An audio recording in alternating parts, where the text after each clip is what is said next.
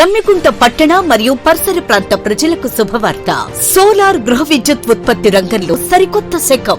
ఇప్పుడు మన జమ్మికుంటలో Karthikeya solar power Jammikunta నెలకు 300 రూపాయలు ఆ పైన విద్యుత్ యూనిట్స్ ను ఉత్పత్తి చేసి 78,000 రూపాయల సబ్సిడీని అందుకోండి.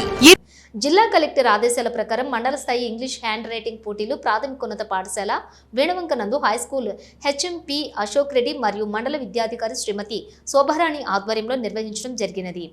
ఈ సందర్భంగా వారు మాట్లాడుతూ విద్యార్థుల హ్యాండ్ రైటింగ్ బాగుంటే మంచి మార్కులు సాధించుకునే అవకాశం ఉంటుందని అన్నారు.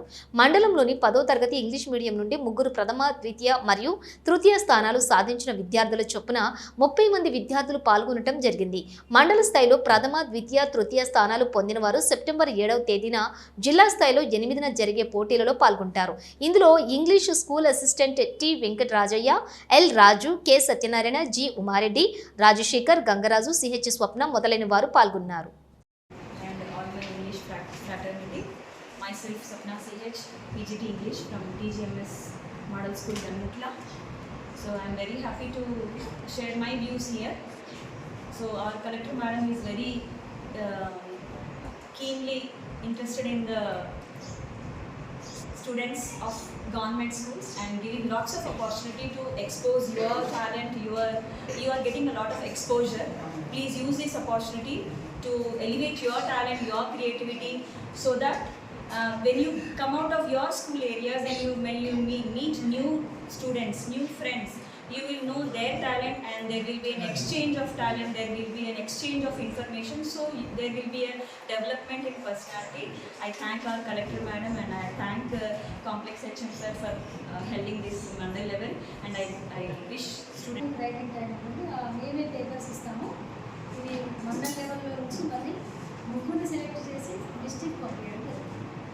ఆ డిస్ట్రిక్ట్ లెవెల్లో మనకి పరామిత స్కూల్లో ఉంటుంది, కలెక్టర్ మేడం పరామిత స్కూల్ వాళ్ళు కలిసి మనకి ఈ హ్యాండ్ రైటింగ్ కాంపిటీషన్ పెడుతున్నారు.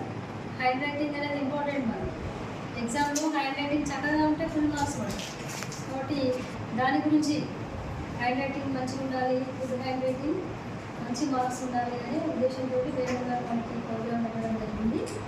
మీరందరూ కూడా చక్కగా రాసి కాంపిటీషన్ మాకే కాంపిటీషన్ ఉండేలాగా మీరందరూ కూడా రాయాలి.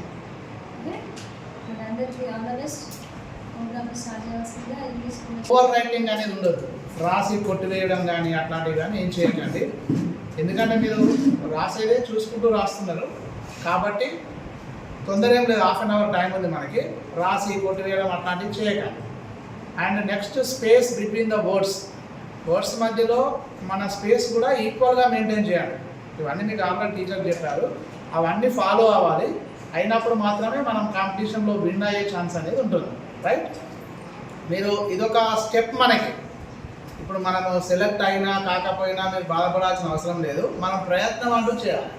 ఏ కాంపిటీషన్ పెట్టినా, ఇట్లాంటి కాంపిటీషన్స్ ఏది కండక్ట్ చేసినా మన స్కూల్ నుంచి మీరు ఇక్కడికి వచ్చారు అని అంటే మీరు ఒక రకంగా సక్సెస్ అయినట్టే. మీ అందరికీ ఐ కంగ్రాచులేట్ యూ. మీరు విన్ అయినట్టే ఇక్కడికి వచ్చారు అని అంటే.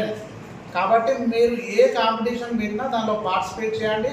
టీచర్స్ గైడెన్స్ తీసుకోండి, దాన్ని ఫాలో కాండి. మన మండల్ నుంచి మన డిస్ట్రిక్ట్ మంచి పేరు తీసుకురావడానికి ట్రై చేయండి. We are going to write handwriting competition at mandal level at our school, and our respected collector madam is very interested to develop the handwriting of the students. Not only handwriting but also spoken English in our government students. Madam is very interested regarding developing the English language among government students. In that way, Madam is collaborating with some corporate schools and providing these kind of opportunities for our students. And we should thankful to our respected Madam for conducting this kind of competitions activities. And already we have written at our school level and selected 3 students from each school. Now those who get first, second and third place at the mandal level, they are going to participate at district level, and it is a good opportunity for us. Practice ద్వారా వస్తుందని మనం practice చేస్తే మనం achieve చేయలేనిదంటూ ఏది లేదు కాబట్టి